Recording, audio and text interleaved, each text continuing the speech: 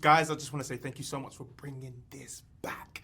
What a movie. It was incredible. Glenn, I want to dive into your character, Ben Richards. A man of noble stock, integrity, has a bit of a temper as well and something against authority as well. What was it that drew you to the character of Ben Richards? I think what was so fun to play with Ben is obviously, there's a serious frustration from, minute one of the movie just on the idea that he's a guy who stood up for the guys he works with and got blacklisted and he can't provide for his family. So really, at the end of the beginning of the movie, he's just trying to get medicine for his daughter, trying to keep his daughter from dying. And it just is like, how far will a father go to protect his family, And he signs up for this unwinnable game show, a game show where no one's ever survived. So like, just that idea of how far will you go for the people you love I just loved that concept. I mean, as a guy who loves my family and would go to the ends of the earth for them, I just thought there was something spiritually aligned there. Amazing, amazing, amazing. Edgar, I want to dive into you. I mean, long has passed since the first initial Running Man, 1987. Now we're back into the present day. What kind of made you feel like now was the right time to kind of bring this story back to cinema? Well, I had been a fan of the Stephen King book, which I read as a teenager.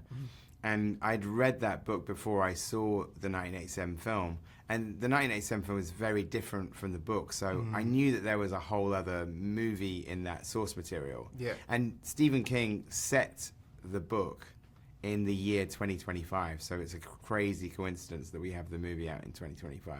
Wow. Yeah. That's incredible. So this movie is such an adrenaline-fueled concept. What was like the biggest goal for making this version of The Running Man for you? Well, the most ambitious thing, but also the reason to do it, is one of the big differences between the book and the 87 film is in the book, the game is just in the world. You just kind of leave the building and you're just out there and you can go anywhere in 30 days. Yeah. So that was definitely really ambitious because then, just in terms of shooting on location, we had to shoot so much because Ben Richards really goes on a journey, to try and kind of get away and stay alive. And that was also the most ambitious part of making the film. Ben, Glenn, I said Ben, No, I'll respond to both. Glenn, you go on such a journey with this character. You fall in love with Ben. You sympathize, you empathize with him as well. What is it that you want the audience today when they see it out in cinema? What do you want them to take from it as well?